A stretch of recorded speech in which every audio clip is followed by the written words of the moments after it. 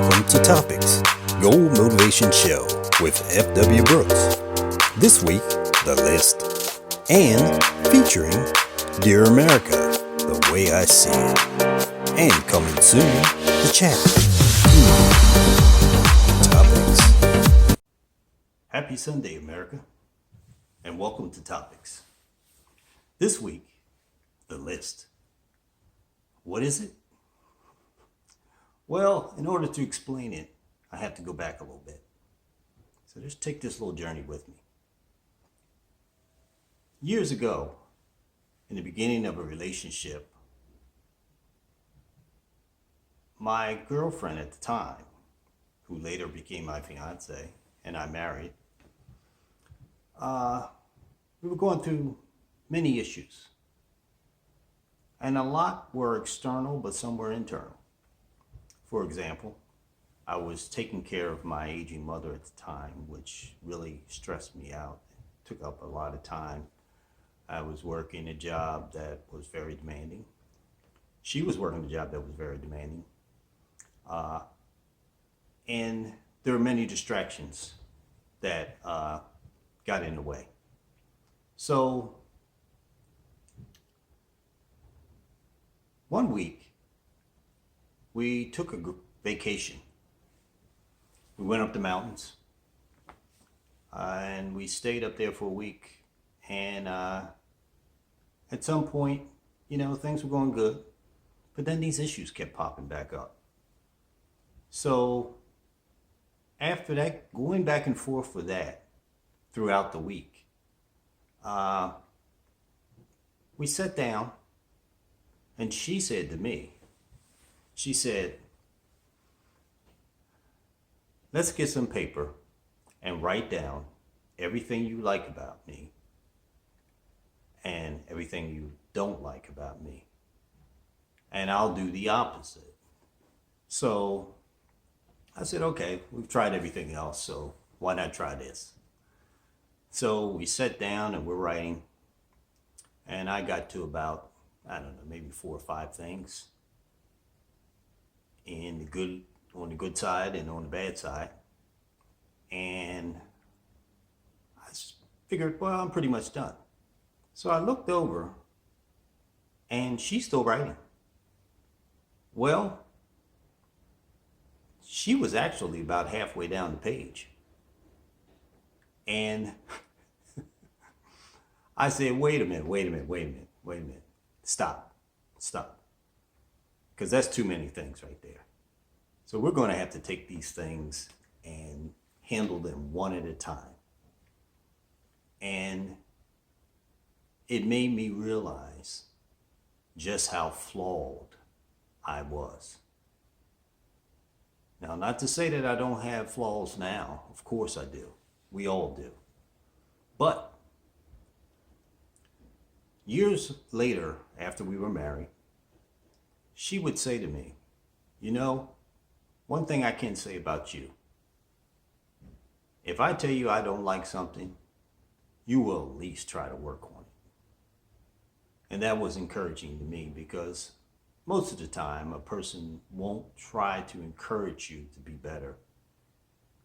At least that was my experience in some of my past relationships. And I realized that it requires work, but it doesn't start with that relationship. It actually starts with you. You have to start working on you.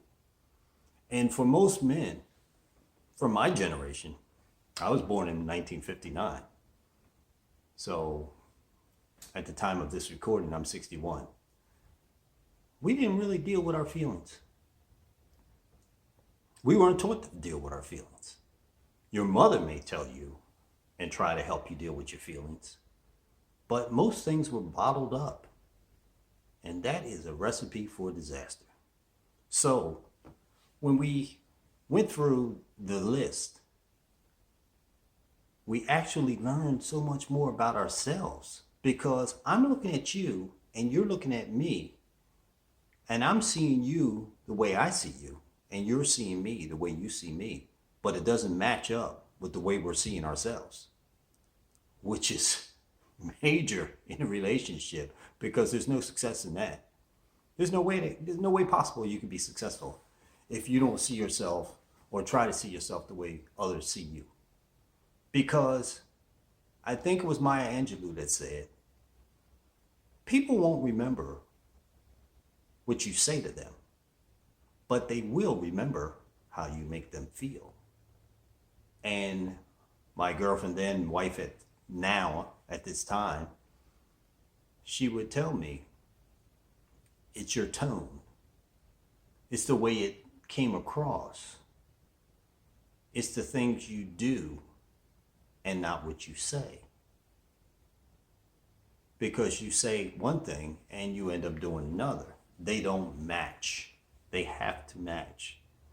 And realistically, that list was a godsend for me personally, because it made me realize all the gaps in my development. Even though I had a great upbringing, but you still miss things. How about the conversations you didn't have with your parents or those who helped raise you? It's not always what a person says or what a person teaches. It's about the things that they don't say and the things they don't teach. How many of those went by the wayside that you never got the experience of grasping? That's the importance of the list. The list is everything that you need to start a great relationship. And guess what? Opposites attract, but sames stay together. And if you can't find a great deal of similarities, you're not going to make it. It just is what it is. We're not all meant to be with everyone. We're meant to be with someone, but not everyone. And that's where people miss the point when it comes to things like the list. Out of that, we created something called the family game. And the family game was pretty much what the list is, where you have the ability to ask family members without any repercussions, children, parents, whatever, and questions and comments that are important to you, of things that may be bothering you that were never resolved. That's the importance of it. You have to wash through these items. You have to get through these things that are going to make you understand each other. Why did you do that? Why didn't you say something? Why didn't you come to my rescue? Why are you just standing by and letting this happen? And why do you do so much that's causing me pain? Even though you may do a lot that brings me joy. The details, the devil's in the details, but the blessing is too. It's all in the way you process it that makes the difference between you going this way or that way. And that's the key that I realized that made me wash out those things that are sitting in me, that my insecurities, my immaturities, and all the things that cause me to not be the man that I know God intended me to be. I realized all that. I learned that over the years. We're meant to be something special, but we're all different in a special way. So if you can't wash through those items, you can't create your own list, you can't have the courage to listen to the truth about you, you can't fix you. Now, I'm not going to pretend that I'm a completely broken person, because I'm not. I was blessed to have a lot of things that maybe some others didn't. But there are times when you realize that you do have gaps in your development, and there are things that you may have been taught, but you just didn't grasp them at the time. So it makes you think that, okay, I need to go back and revisit that. And those things are like opening a can of worms. But you have to do it. So when you're having troubles in your relationship, have the courage. Sit down and create your list and work them through one at a time, because you can't do them in groups. You can find some things that are similar and try to deal with them together, but use those examples to prosper in your relationship. It's very important. Everything we do is an example for someone else.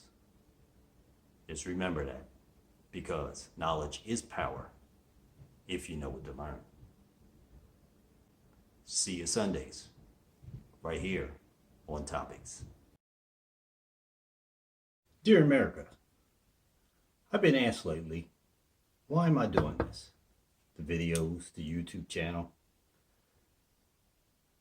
the goal motivation, the mentoring. It's a simple answer. Why not? And why aren't more people doing it? We all have life experiences. We've all been through a plethora of different experiences. Me, myself, as I've stated before, I've been married more than once, which means I've been divorced more than once, which means that those experiences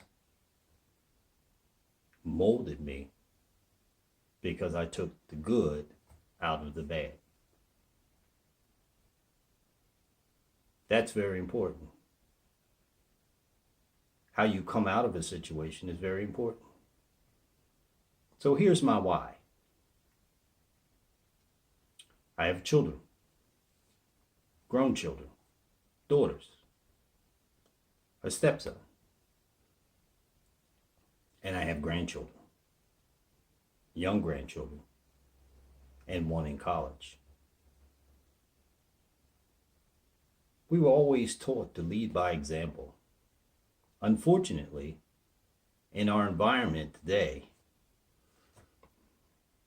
some of our leaders are not leading by example. Not good example, only bad example. So, I was raised by a mix. My father's mother was a white woman.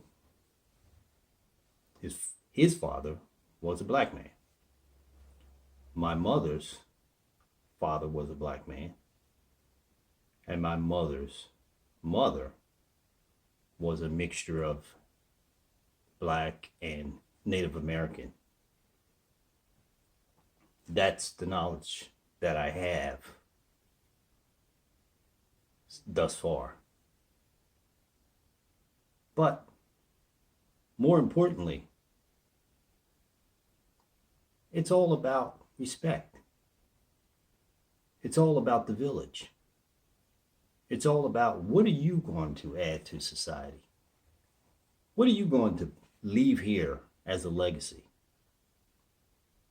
It's not about ego. It's not about success.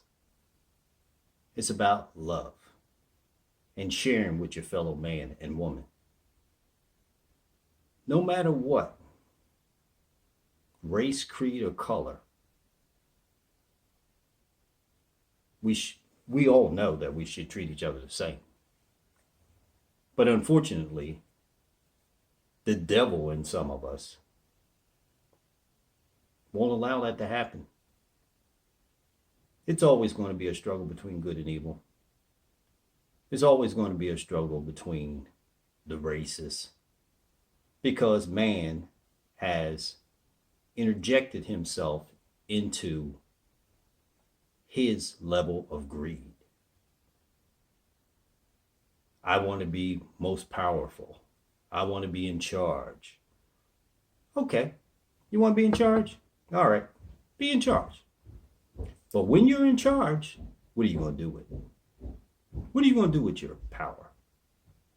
What are you going to do with that charge? Because we're all charged to do something good. This is God's test. I'm not a preacher, and I'm not going to pretend to be one. But I do know this for sure.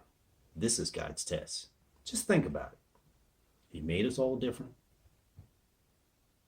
in levels of riches and poverty.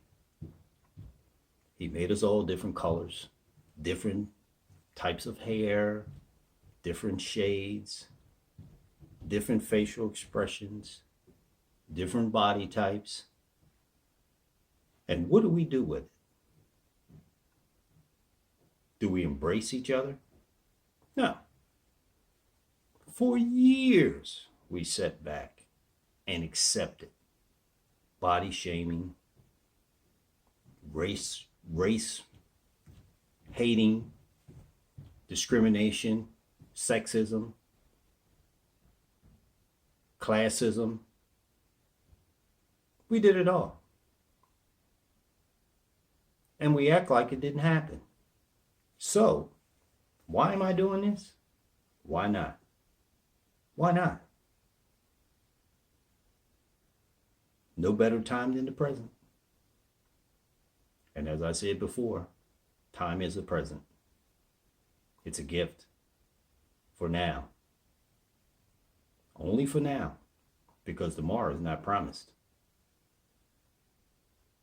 So in my heart, I love people.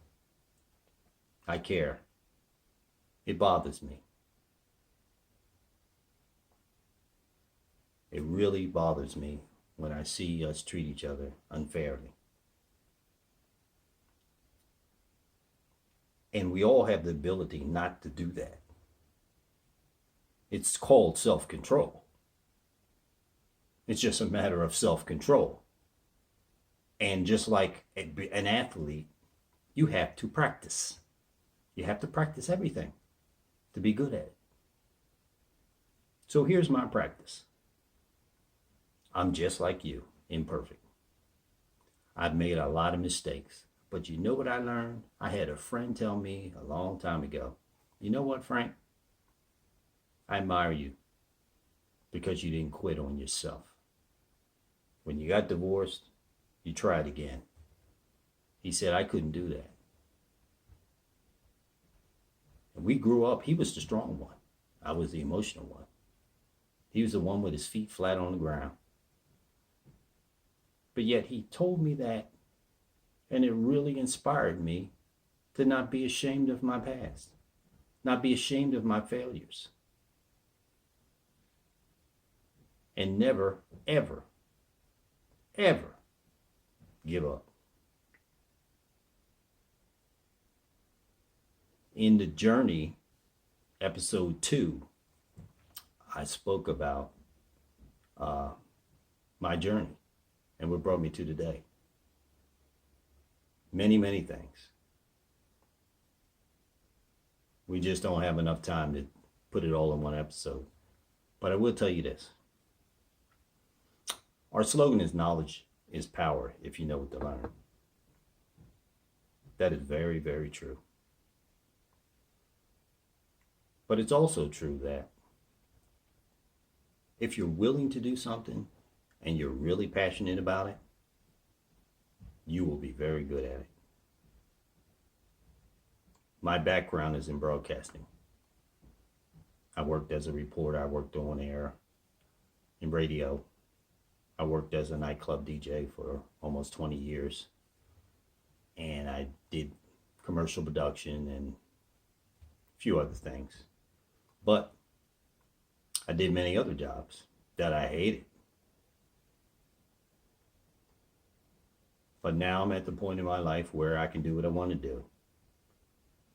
And that's very important to do it And even if you can't, and you have to do what you have to do and do what you want to do and divide the time up, it's important that you don't wait like I did. And that checks off another mistake that I made by putting off things in my life. My why is very simple. It's just like yours. Number one, because I can. And many times in your life and mine, we can't. But when we can, we do. And we do to make a difference. This may not touch everyone, but if it touches one person, just like all the young men and women that I've mentored over the years and tried to share my knowledge or wisdom, the things that I was given that at the time I didn't completely understand or appreciate, as you get older, you start to realize as things clear out and you see things for what they really are, it's important that you share it. You have a responsibility to share it. It's not yours to keep. It's yours to share. And if you don't realize that, then you didn't learn a thing. So that's my why. See you next week for episode 4.